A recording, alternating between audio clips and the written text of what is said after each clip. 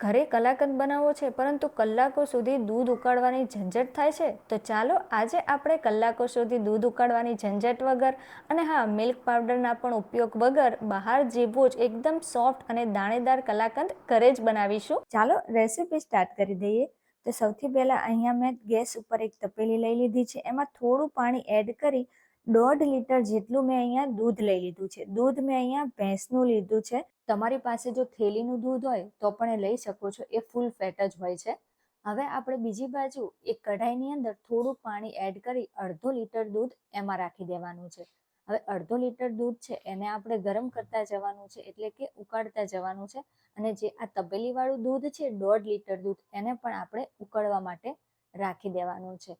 હવે આ બાજુ તમે જોઈ શકો છો કે ઉપર જો સહેજ મલાઈ જમવા માંડે છે, એટલે કે તર આવવા માંડી છે, તો એને આપણે આ રીતે સ્પેચ્યુલા અથવા ચમચા વડે એને સાઈડની જે તર છે એને વચ્ચે લેતા જઈશું અને ચલાવતા જઈશું. હવે આ બાજુ આપણું દૂધ છે એ ગરમ થઈ ગયું છે, તો અહીંયા હું કેસરના થોડા તાતણા લઈ લઉં છું અને એને આપણે અડધી ચમચી જેટલા દૂધની અંદર પલાળવા માટે મૂકી દેવાનું છે, જેથી આપણો કલાકંદની અંદર આપણે કેસરવાળું દૂધ છે એ એડ કરી શકીએ અને ત્યાં સુધીમાં કેસરમાં સરસ એવો કલર આવી જાય. તો આ બાજુ જે આપણે 1/2 લીટર દૂધ મૂક્યું હતું એમાં સરસ એક ઉભરો આવી ગયો છે, તો ગેસની ફ્લેમને મીડિયમ રાખી દઈશું અને આ રીતે સાઈડમાં જે મલાઈ ચોટેલી હોય ને એ બધી આપણે આ રીતના વચ્ચે લઈ લેવાની છે, એટલે કે દૂધ સાથે મિક્સ કરી લેવાની છે. અને આપણે જે ગેસ ઉપર 1.5 લીટર દૂધ મૂક્યું હતું એમાં જોઈ લઈએ તો તપેલી થોડી નાની સાઈઝની છે, એટલે આમાં ઉકળે છે ને એ આઈડિયા નહીં આવે. તો અહીંયા સરસ રીતે આપણું દૂધ છે એ ઉકળવા લાગ્યું છે, તો ગેસની ફ્લેમને આપણે એકદમ સ્લો કરી દેવાની છે અને પછી એની અંદર અહીંયા મેં 3 લીંબુનો રસ છે એ થોડો કરી એડ કરી લેવાનો છે. નાની સાઈઝના હતા એટલે મેં 3 લીંબુના રસ લઈ લીધા છે. હવે અહીંયા આપણે ગેસની ફ્લેમને એકદમ સ્લો કરી અને ઉપરથી લીંબુ એડ કરતા જવાનું છે અને દૂધને ફાડી લેવાનું છે. હવે ગેસની ફ્લેમને બંધ કરી દઈશું. તો તમે જોઈ શકો છો કે લીંબુ એડ કરી દીધું પછી આપણે આ રીતને એકદમ સરસ દાણેદાર આપણું પનીર રેડી થઈ ગયું છે. અને હા, તમારી પાસે વિનેગર હોય તો તમે વિનેગરને પાણી સાથે મિક્સ કરી અને પછી યુઝ કરશો તો પણ તમે એકદમ પરફેક્ટ પનીર ઘરે બનાવી શકશો. હવે અહીંયા આ રીતે મેં તપેલીની અંદર જાળી રાખી દીધી છે, ગરણી રાખી છે, એની ઉપર આ રીતના કોટનનું કપડું રાખી દીધું છે અને ઉપરથી આપણે પનીર છે એ આ રીતના છૂટું કરી લેવાનું છે, એટલે કે પાણીથી અલગ કરી લેવાનું છે. અને હવે આ રીતે આપણે જે નળ હોય ને એની નીચે સરસ રીતે આપણે પનીર છે એને ધોઈ લેવાનું છે, જેથી લીંબુની ખટાશ છે એ નીકળી જાય. તમે નળની નીચે નહીં અને ગ્લાસથી પણ તમે પાણીથી ધોઈ શકો છો પનીરને, પરંતુ અહીંયા નળની નીચે શું છે કે ફટાફટ થઈ જશે.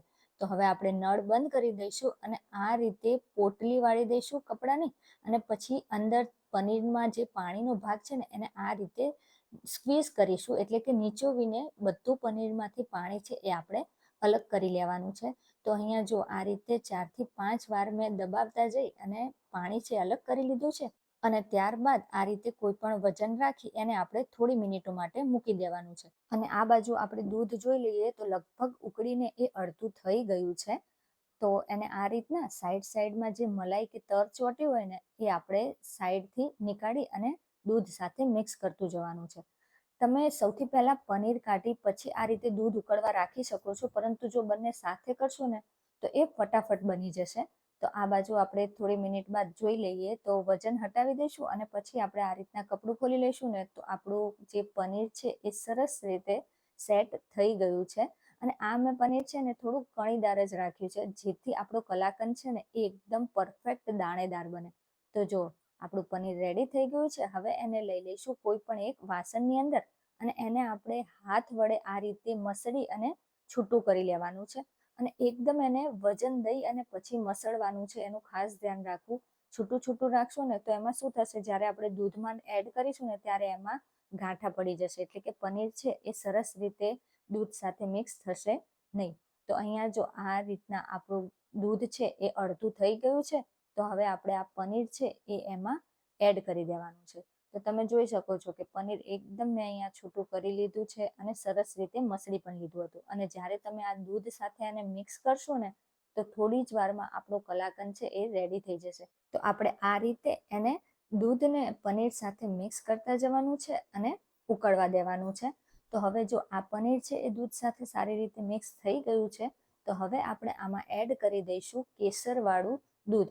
જો કેસરવાળું દૂધ અત્યારના ટાઈમે એડ કરશો ને, તો જ્યારે કલાકંદ બનશે ને ત્યારે એકદમ પરફેક્ટ એનો કલર આવી જશે કેસરનો.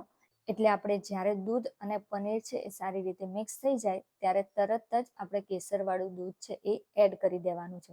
તો કેસરવાળું દૂધ છે એ મિક્સ થઈ ગયું છે. હવે એમાં એડ કરી દઈશું ખાંડ. તો અહીંયા મેં અડધા કપથી થોડી ઉપર ખાંડ લઈ લીધી છે. ગળપણ તમે તમારા હિસાબે રાખી શકો છો. કોઈને વધારે ગળી મીઠાઈ ભાવતી હોય, કોઈને ઓછી ગળી મીઠાઈ ભાવતી હોય, તો એ પ્રમાણે તમે ખાંડનો ઉપયોગ કરી શકો છો. તો બસ હવે ખાંડ પણ એડ થઈ ગઈ છે. હવે એને આપણે જ્યાં સુધી દૂધનો ભાગ છે એ થોડો બળી ન જાય ત્યાં સુધી આપણે એને મિક્સ કરતું જવાનું છે. લગભગ 5 થી 6 જ મિનિટમાં આપણે કલાકંદ છે એમાંથી ખાંડનો ભાગ ઓગળી જશે. અને આ રીતના જો કલર આવી જાય અને આ રીતના ટેક્સચર થઈ જાય, ત્યારબાદ આપણે એમાં એડ કરી દઈશું ઇલાયચીનો પાવડર. અને એને એડ કર્યા પછી આપણે 2 મિનિટ જ ચલાવવાનું છે, એટલે કે ગેસ ચાલુ રાખવાનો છે. અને પછી આપણે ગેસની ફ્લેમ છે એને બંધ કરી દેવાની છે. તો જો આપણો કલાકંદ છે એ પરફેક્ટલી કૂક થઈ ગયો છે, એટલે કે રેડી થઈ ગયો છે. હવે ગેસની ફ્લેમને આપણે કરી દઈશું બંધ. અને જે વાસણમાં આપણે કલાકંદ છે એને ઠંડો થવા મૂકવાનો છે, એટલે કે સેટ કરવાનો છે, એ વાસણને આપણે ઘીથી ગ્રીસ કરી લેવાનું છે, જેથી કલાકંદ જ્યારે ડિમોલ્ડ કરવો હોય ને તો એ આસાનીથી થઈ જાય. તો આપણું વાસણ પણ ઘીથી ગ્રીસ થઈ અને રેડી થઈ ગયું છે. એને મૂકી દઈશું. અને કલાકંદ છે એ પણ તમે જોઈ શકો છો કેટલું સરસ દાણેદાર અને એકદમ પરફેક્ટલી બન્યો છે. તો બસ હવે આ કલાકંદ છે એને આપણે એડ કરી દઈશું ઘીથી ગ્રીસ કરેલા વાસણની અંદર. અને હા, જો તમે કલાકંદ બનાવતા હોય ને તો જાડા તળિયાવાળું વાસણ લેજો, નહીતર આ રીતના સેજ શું છે કે દાજ પડવા માંડશે. તો આપણું કલાકંદ છે એ મેં વાસણની અંદર એડ કરી દીધું છે. અને આ રીતે આપણે એને ફેલાવી લેવાનું છે. એકદમ કેમ આપણે સુખડી કે નથી ફેલાવતા, બસ એ જ રીતે આપણે એને પાથરી દઈશું, જેથી ઉપરથી એકદમ સરસ આપણો કલાકંદ છે એ લુકમાં આવી જાય. તો અહીંયા આપણો કલાકંદ છે પથરાઈ અને રેડી થઈ ગયો છે. એને 2 થી 3 મિનિટ માટે ઠંડુ થવા દઈશું. 2 થી 3 મિનિટ બાદ આપણે આ રીતે કલાકંદ છે એના પીસ કરી લેવાના છે, એટલે કે કટ કરી લેવાના છે. તો જોયું ને, 2 લીટર દૂધથી અને મિલ્ક પાવડરનો ઉપયોગ કર્યા વગર કેટલો બધો આપણે કલાકંદ છે એ ઘરે બનાવી લીધો છે. તો તમને પણ આ રેસીપી જોઈ અને ઘરે બનાવવાનું મન થઈ ગયું ને, તો આજે જ ટ્રાય કરો. ખૂબ જ ઇઝી રેસીપી છે. તો હવે કલાકંદને આપણે બહાર જેવો લુક આપી દઈએ. તો ઉપરથી અહીંયા મેં એડ કરી દીધા છે થોડા કેસરના તાતણા અને પિસ્તાની કતરણ. સેમ બહાર જેવો લુક અને ટેસ્ટમાં બહારથી પણ સરસ, કારણ કે આપણે એને મિલ્ક પાવડર વગર અને ઘરે આપણી જ દેખરેખમાં આપણે એને બનાવ્યો છે. તો બસ આપણો આ કલાકંદ રેડી થઈ ગયો છે. હવે એને 10 થી 15 મિનિટ માટે રૂમમાં જ સેટ કરવા માટે મૂકી દઈશું. તો 10 થી 15 મિનિટ બાદ આપણો કલાકંદ છે એ રેડી થઈ ગયો છે.